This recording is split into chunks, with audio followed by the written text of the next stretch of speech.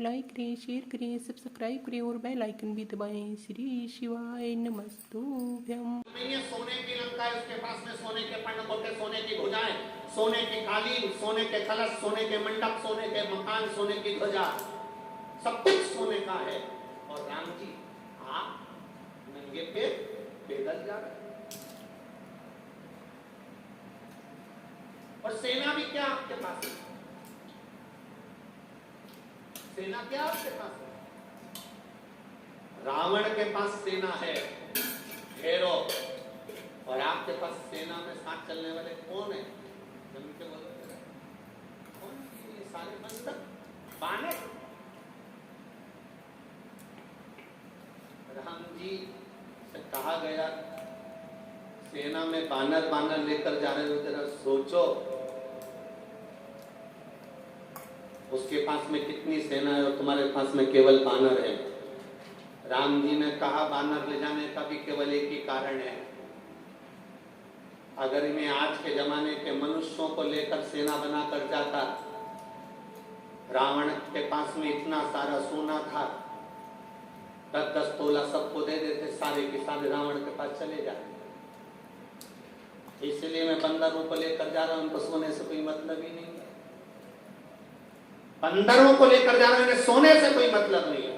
अगर आज के जमाने के व्यक्ति को लेकर जाता तो जहां तुम वहां हम, आज के व्यक्ति को लेकर जाता तो वो सोना देखते और सोना देखते से रावण की साइड हो जाते। बानरों की सेना चली है और भगवान राम से लोग कह रहे हैं कि सामने जो खड़ा है वो 10 सिर वाला, उसमें इतने शीश दान कर दिए, ब्रह्मा ने उसको वर प्रदान कर दिए, इंद्र ने उसको वर प्रदान कर दिया, विष्णु ने उसको वर प्रदान कर दिया, शिव जी ने उनको वर प्रदान कर दिया। जो लंकाधिपति रावण के पास में इतना बल, इतना बल, इतना बल, और तुम्हारे पास में ले जाने के लिए है क्या रावण के सामने?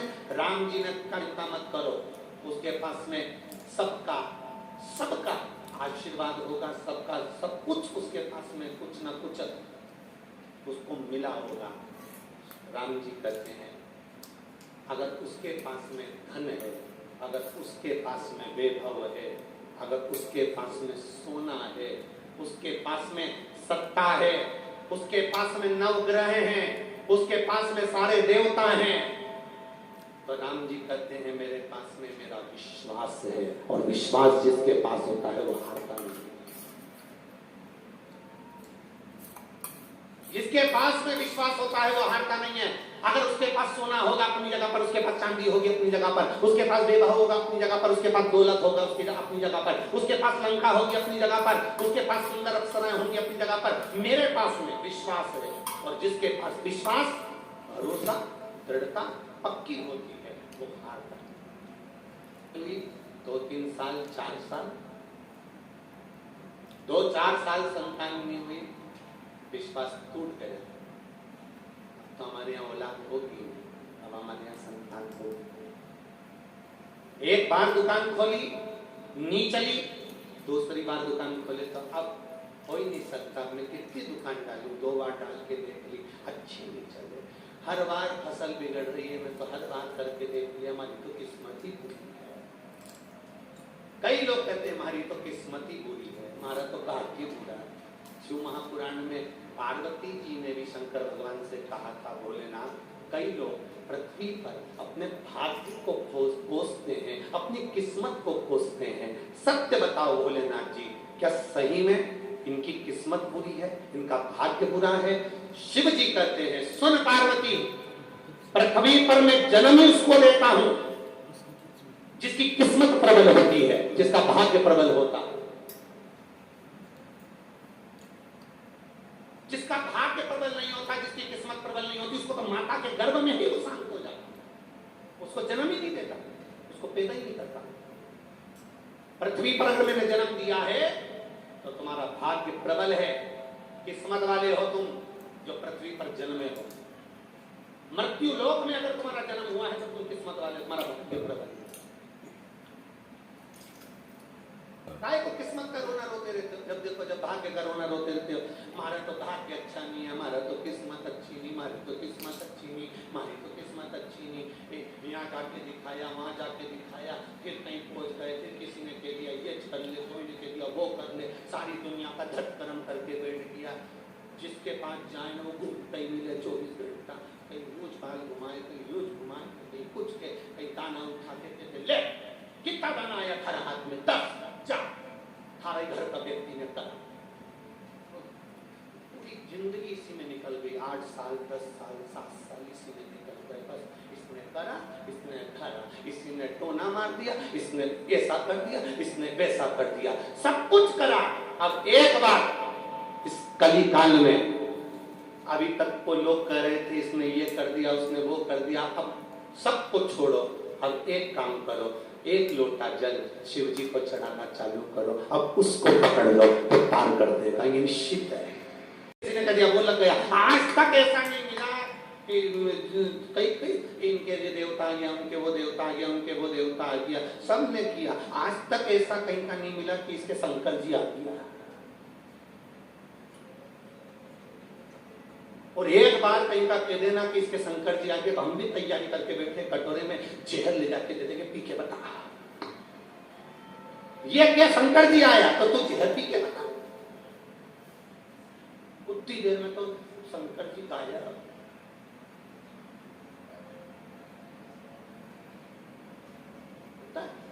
एक पहले जब हम भागवत जी करते थे तो एक जगह कथा करने गए, गांव की बात है, अब गांव में कथा करने गए तो किसी के पितर देव आ रहा है, किसी के कोई देवता आ रहा है, किसी के कोई देवता आ रहा है। एक अम्मा बैठी थी, ना जाने उसको क्या सूत पड़ी और तुरंत उसने बाल खोला और यूं घूमती घूमती बोली कौन। हमने भी पूछ लिया, माता जी बोलो तुम कौन हो, भागवत। हमने कहा ये बची थी आने से। सबने उनके पांव पड़े, भागवत माता आ गई, भागवत माता आ गई। अब हम भी उठकर जाने लगे तो गांव के लोग बोलने लगे महाराज जी तुम कहाँ जा रहे हो। अब हमने कहा जब भागवत माता खुद ही आ गई तो आगे के अध्याय वो बाज दे, हम भी बात कर क्या करेंगे, जब वो आई गई है तो आगे की कथा वो बात है। इतना में तो भागवत जी रानियां, मुझे औलाद नहीं है। भगवान कहते हैं क्यों चिंता करते हो कृष्ण, तुम्हारी रानी के साथ तुमने बैठकर 11 दिन तक अभिषेक करा है, मैं तुम्हें वर प्रदान करता हूं, एक एक रानी से तुम्हें 11 संतान होगी।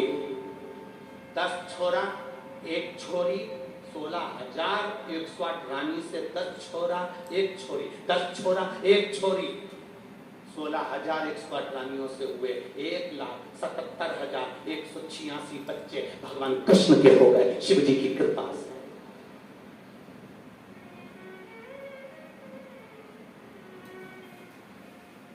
भगवान कृष्ण ने शंकर जी की आराधना करी। भगवान राम जब रावण पर आक्रमण करने जा रहे हैं, लंका पर आक्रमण करने जा रहे हैं, हर तरह से जब लगने लगा कैसे सीता जी को प्राप्त करेंगे, तब रामेश्वर धाम की स्थापना करी।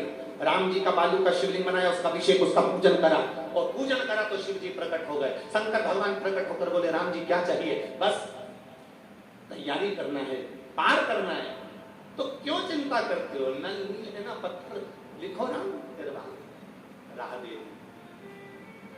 राम जी कहीं अटके तो शिव जी को भजा है, भगवान कृष्ण कहीं अटके तो शिव जी को भजा है।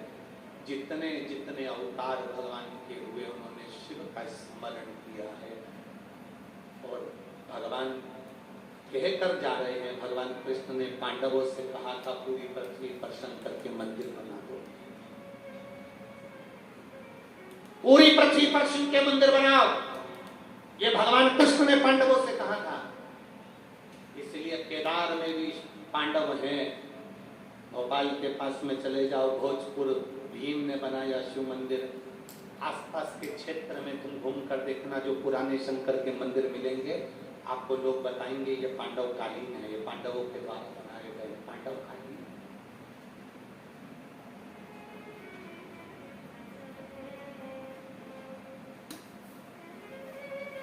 जिस कॉलोनी में, जिस बिल्डिंग में, जिस सोसाइटी में, जिस मोहल्ले में, जिस क्षेत्र में शंकर भगवान का शिवलिंग नहीं होता, उस क्षेत्र का कभी विकास नहीं होता। जरूर हो, क्यों हो? क्योंकि हमारे घर में शिवलिंग रहता है तो हमारे घर में अगर कोई दुख भी आता है तो मेरा भोलेनाथ उसको अपने ऊपर झेल देता है, इसलिए शिवलिंग होना चाहिए।